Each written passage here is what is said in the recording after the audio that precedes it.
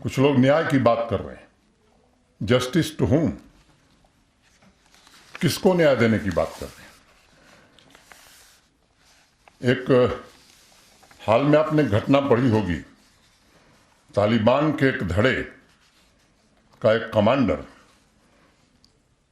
वो कुख्यात था अंधाधुंध हत्याओं के लिए। उसे दुनिया इसी के लिए जानती थी कि वो अंधाधुंध हत्याएं करता था। आए दिन अस्पताल, स्कूल, यहां तक कि मातम के लिए इकट्ठा भीड़ पर भी आतंकी हमला करता था। उससे किसी ने पूछा कि इस तरह की विवेकहीन हत्या, रेकलेस हत्याएं के कारण क्या है? क्या अनपॉपुलर नहीं होते तुम? क्या इसे डिफेंड करने के लिए तुम्हारे पास कोई मॉरल ग्राउंड है? तो तालिबान कमांडर ने पूरी ईमानदारी से कहा कि हम पब्लिक सर्विस नहीं करते,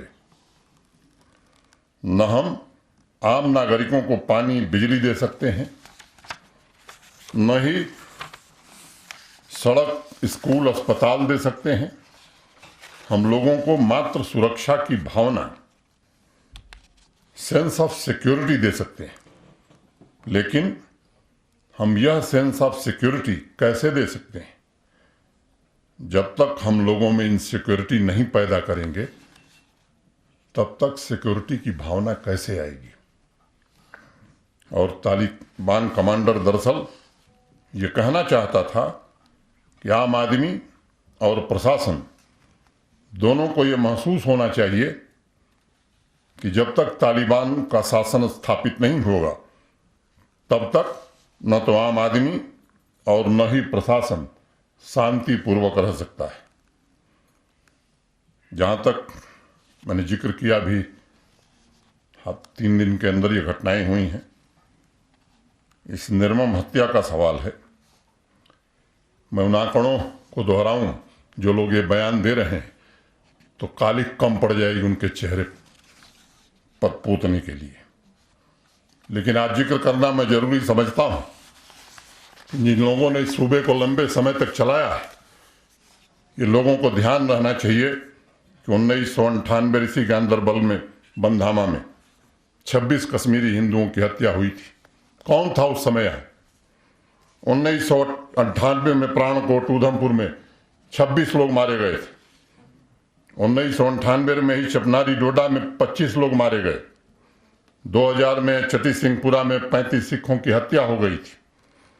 2000 में ही अमरनाथ यात्रा के दौरान 32 लोग मारे गए, जिसमें 7 हमारे मुसलमान भाई भी थे। लिट्टर में 17 लोग मारे गए।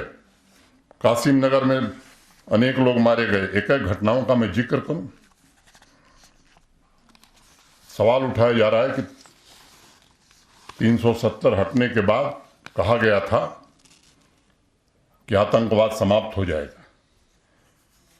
मैं ये कहना चाहता हूं कि अगर आंकड़ों को देखेंगे तो काफी कमी आई है। यह सच है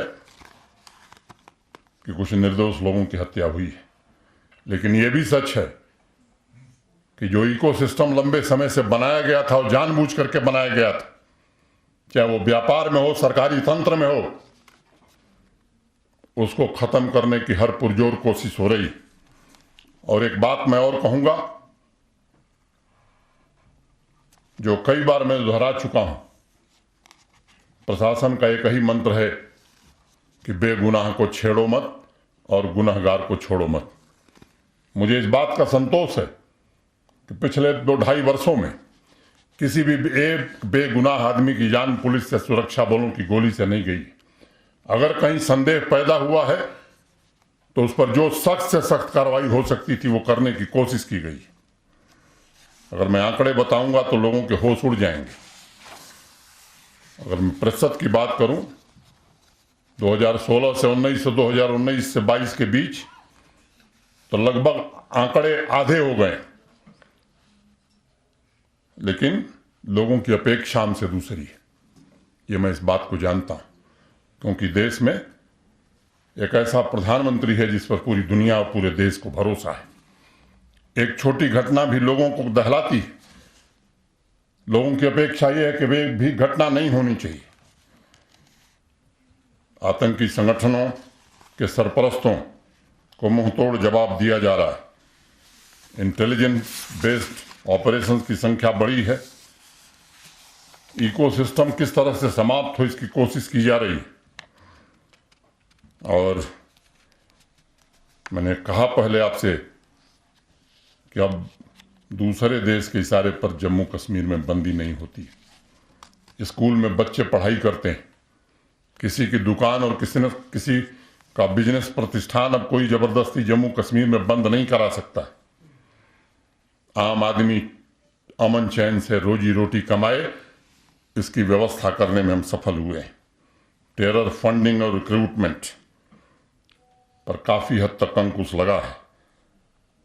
सपोर्ट सिस्टम को चलाने वाले लोग, मैं कहना चाहता हूं कि उनकी ताबूत में आखिरी कील भी ठोंकी जाएगी।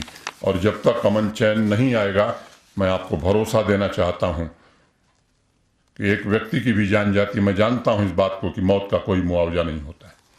जिस परिवार का दिया बुझ जाता है उस परिवार को देखने वाला कोई नहीं होता। इस सच्चाई को मैं जानता हूं। मुझे दुख है कुछ लोग इन आतंकवादियों के शिकार हुए हैं, लेकिन आज मैं आपसे जरूर कहूंगा कि आतंकवाद समूल जम्मू कश्मीर में समाप्त हो, इसकी हर कोशिश अंतिम सांस तक की जाएगी।